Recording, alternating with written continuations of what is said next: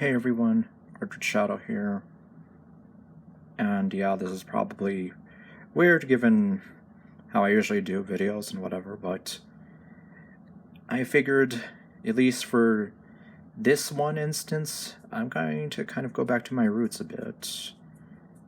Well, kind of, sort of. I did used to do toy reviews, I don't really do that much now, but I decided I'll make an exception for these guys here. So, these are the Nendoroids for the G1 versions of Optimus Prime and Megatron, which you can see here in the box. Transformers. He does all these things. Your obligatory product shots there, as Emgo would say.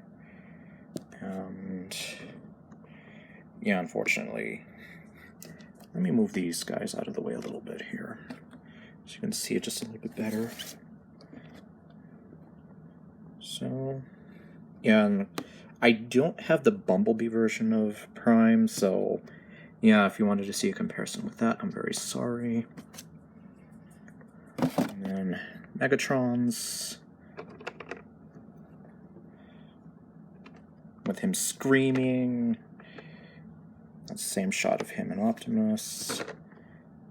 Some legalese down here, and yeah, that's about it for the boxes. And so, yeah, it's pretty much a standard Nendoroid release, albeit that these are apparently released by Sentinel and not Good Smile, although, I mean, it's still kind of the same thing in the end, just under a different name. For comparison, if she will stand up, here we have the Nendoroid for Ishtar from the Fate Grand Order series. So you can see how that looks.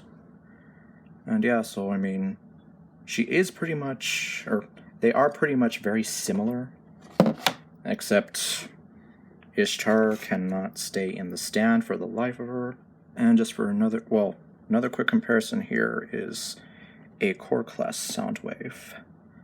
So you can see they're about core class size, except with the proportions being obviously super deformed, cute, and cheapified. And just because, well, since I don't really have the obligatory Sailor Moon comparison anymore, I'll do the next best thing that's kind of related.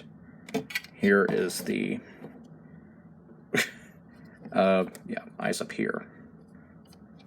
Here is the Flame Toys Windblade, so, yep, she's about Voyager scale, so you have that going on for you there.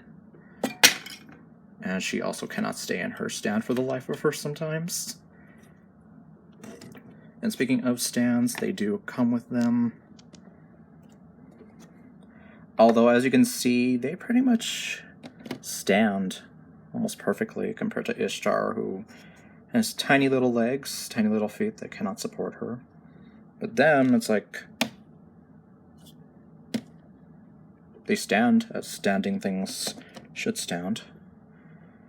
And I guess now, to quickly go into what they all come with, I guess I'll start off with Megatron first, since he's easy, since you get the main figure himself, plus the screaming faceplate. Just have that screaming face at you. Have that burn into your memory. And these two sort of, I guess they're not so much grabby hands, but... And also one thing to note here is, I guess there we go. You can kind of see the plastic is painted in the same gray as the faceplate, so the paint has already started chipping on these.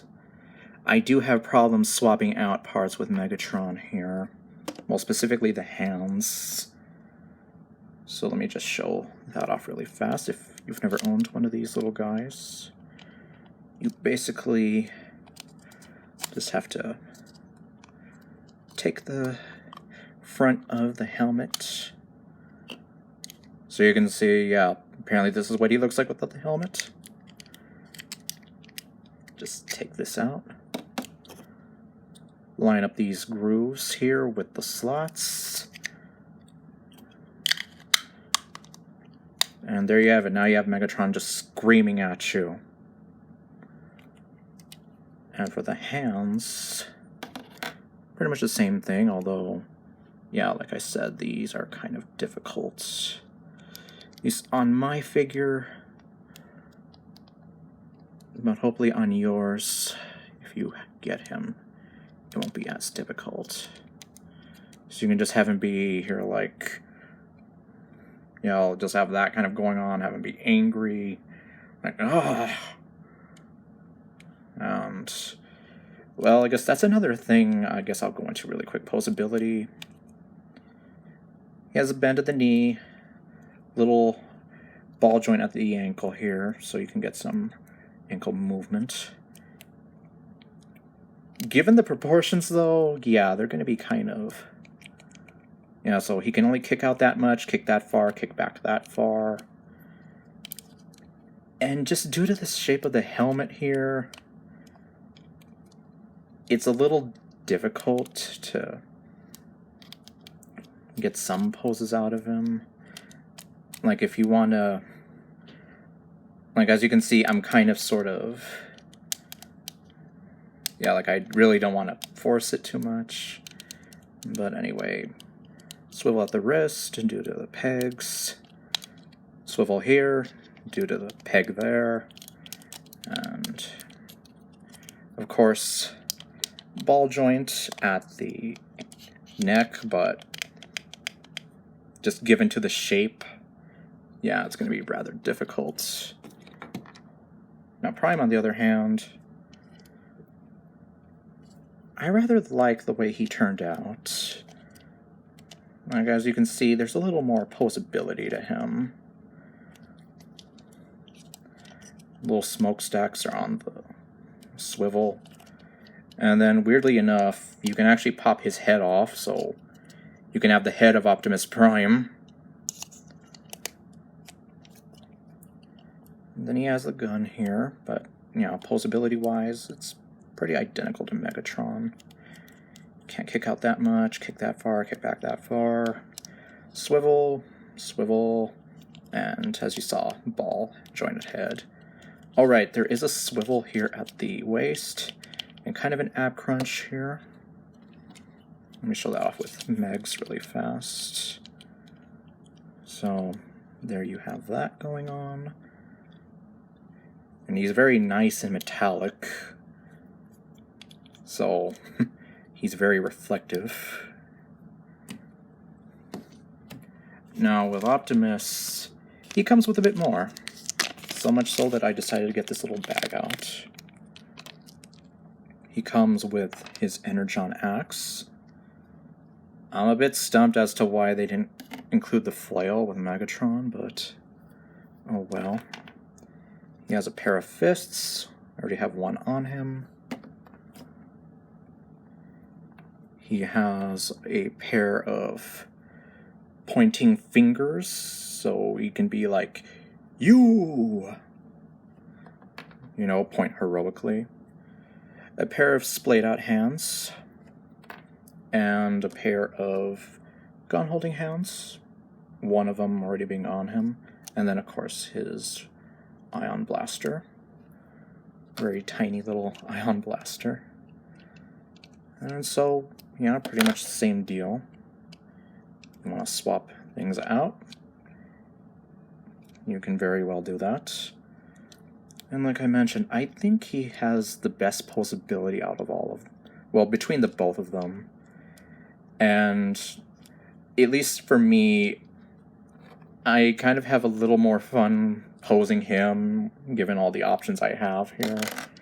While Megatron, I don't know, I almost feel like, did having the extra faceplate, you know, eat into the budget of this figure?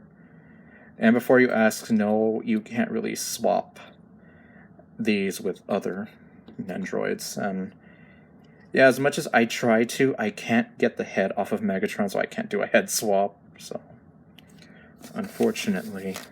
that just doesn't seem very possible. But overall, I mean, at least for me, I feel like the Optimus Prime Nendoroid is worth the value.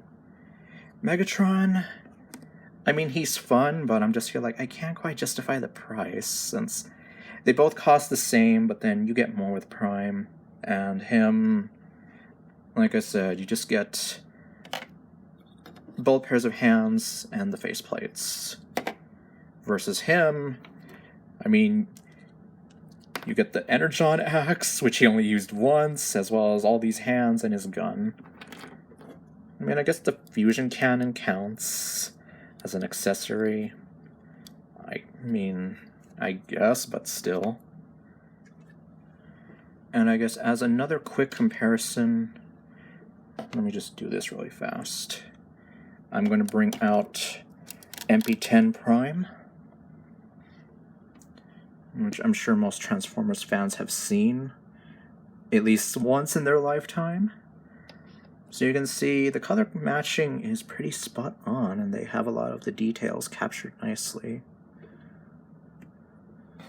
So it almost looks like a little kid with his dad.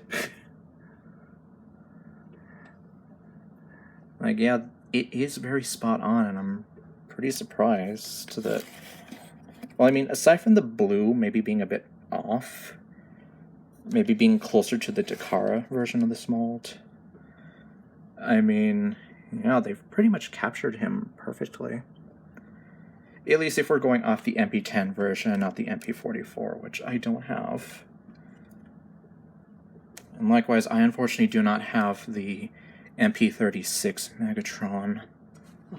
But, well, the closest thing I do have is the X-Trans Boss Apollyon, who is just as reflective and shiny. So, you can have that going on. So I guess bottom line, if you're a fan of the Nendoroids and you love Transformers, well, these are a pretty good deal. Well, at least I would say the Optimus Prime one is the better of the two. Megs, like I said, just given with the low part count and just, you know, the one optional faceplate, I can't quite see it. At least if I'm thinking of MP36 and all the stuff he came with, like, you know, the flail, maybe an extra faceplate, some different hands, I don't know, then maybe, but otherwise, yeah, I would say for sure Optimus is the one that's worth the price of admission. Megatron, like I said, it depends on how much you're really into it. So, there you have it. I will probably only do these one-shot sort of Nendoroid and figure reviews once in a while. So yeah, don't worry if you're thinking I'm going to switch genre for my channel. Like I said, that's not the case. I just felt like doing this. Considering I haven't seen too many reviews for these yet, so, you know, just thought I'd give my feedback on them. Obviously I do love the Nendoroids, and I'm a huge fan of Transformers, so figured it would kind of go hand in hand. Anyway, so, thank you all for watching. I'll see you guys next time with whatever else I do. Stay golden, and later, folks.